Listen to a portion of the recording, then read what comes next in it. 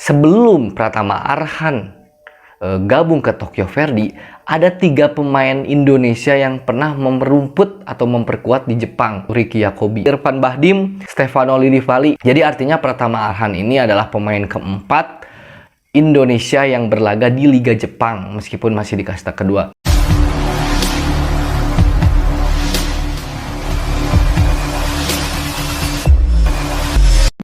Halo semuanya, kembali lagi bersama saya di Ulasan Bola. Di channel ini saya akan mengulas apapun tentang sepak bola. Nah, kali ini saya akan mengulas tentang Pratama Arhan, wonderkid timnas Indonesia yang sudah resmi bergabung bersama klub Liga Jepang yaitu Tokyo Verdy. Nah, tapi sebelum teman-teman menyimak video ini, alangkah baiknya teman-teman untuk like, comment, and subscribe channel ini, dan jangan lupa nyalakan lonceng notifikasinya agar teman-teman tidak ketinggalan setiap berita update dari channel ini.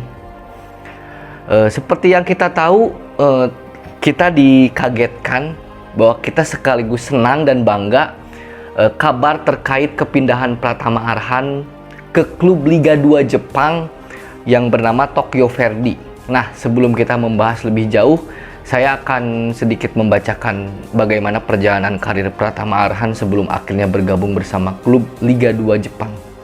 Pratama Arhan menjalani karirnya yaitu dari SSB Putra Mustika Blora tahun 2012 sampai 2015. Kemudian SSB Terang Bangsa Semarang yaitu tahun 2015 sampai 2018.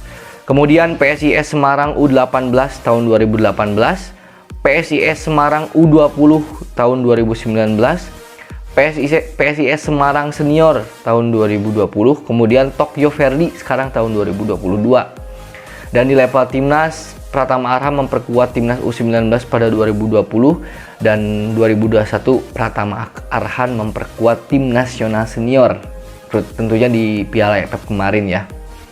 Nah, yang menarik dari Liga Jepang, ngomong-ngomong Liga Jepang, meskipun ini kasta kedua Liga Jepang, tapi Liga Jepang ini kita harus akui bahwa kiblatnya sepak bola Asia. Liga Jepang selalu berada di top 3 liga terbaik di Asia.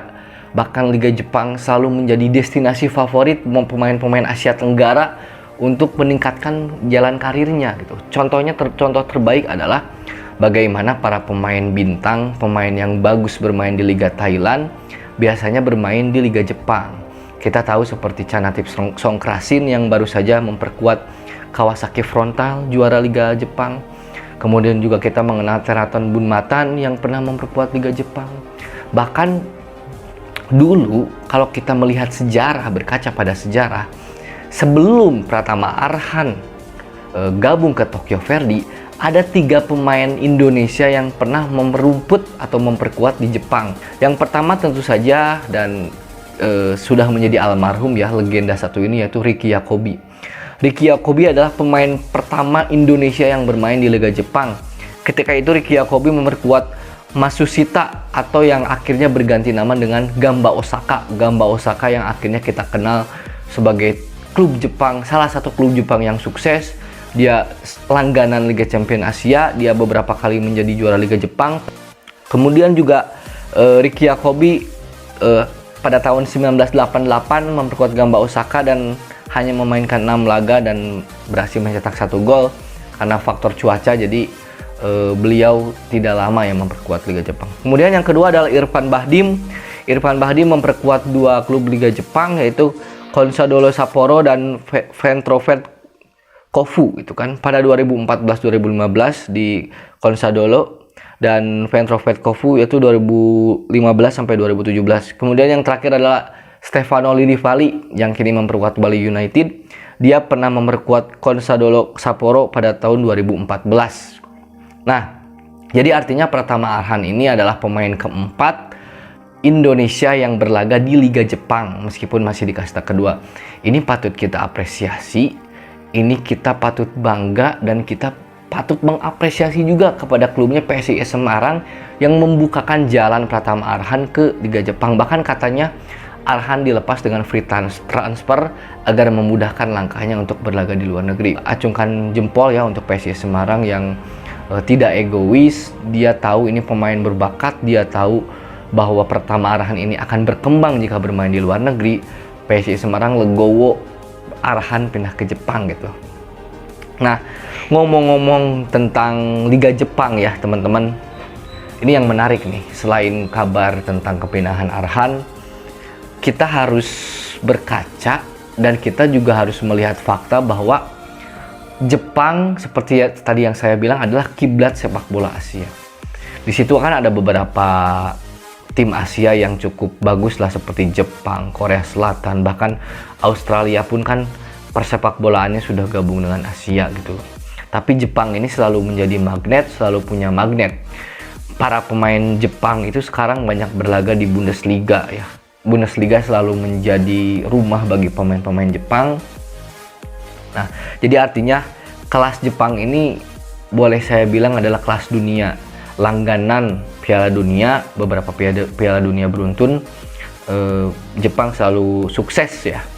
Nah, tapi kalau kita melihat sejarah, kita baca ya, sebetulnya Jepang ini awalnya bukan sebuah negara yang memiliki budaya sepak bola yang bagus, bukan juga negara yang awalnya itu warganya sangat fanatik dengan sepak bola, bukan ya.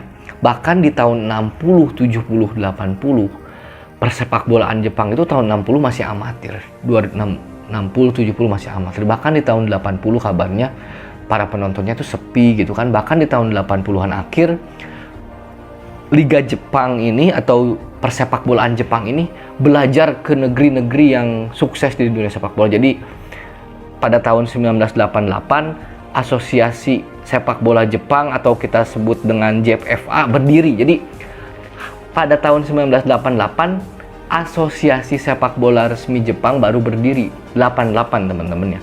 Nah, sejak JFA itu berdiri, JFA ini belajar bagaimana liga-liga Eropa itu berkembang, bagaimana liga-liga di Asia juga berkembang.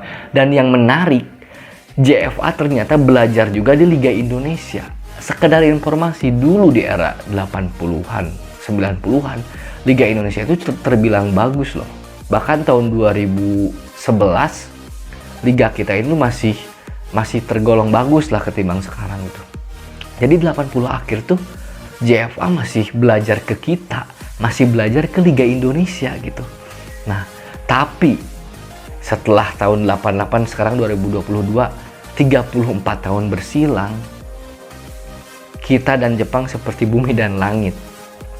Jepang sekarang seperti yang kita lihat, liganya liga top, pemain-pemainnya bersinar di Eropa, langganan Piala Dunia, liganya selalu masuk top 3 liga terbaik di Asia. Jadi Jepang itu bukan lagi tandingan lah. Kita tidak bisa lagi membandingkan Indonesia dan Jepang. Bahkan destinasi favorit atau tujuan pemain-pemain muda untuk berlaga di luar negeri salah satunya ke Jepang. Karena Jepang ini sudah dipandang oleh dunia lah, kasarnya Jepang, Korea Selatan mungkin ya. Tapi dari fakta tadi, tahun 60, 70, 80 Jepang itu masih amatiran, dan tahun 88 JFA berdiri, itu membuktikan apa? Bahwasanya tidak harus dari negara yang punya supporter fanatik, tidak harus dari negara yang mempunyai budaya sepak bola yang bagus, dan J-League adalah contoh nyata bagaimana sepak bola itu bisa sukses, bisa maju, bisa berkembang pesat asal dikelola dengan baik dan benar. Tidak melulu harus dari negara yang memiliki latar belakang yang kuat dalam sepak bola. Jadi begitu teman-teman. Indonesia mungkin harus banyak berbenah. Kita masih berkutat dengan ribut-ribut soal wasit, bagaimana belum selesai soal jadwal, bagaimana belum selesai kisruh federasi dan lain-lain.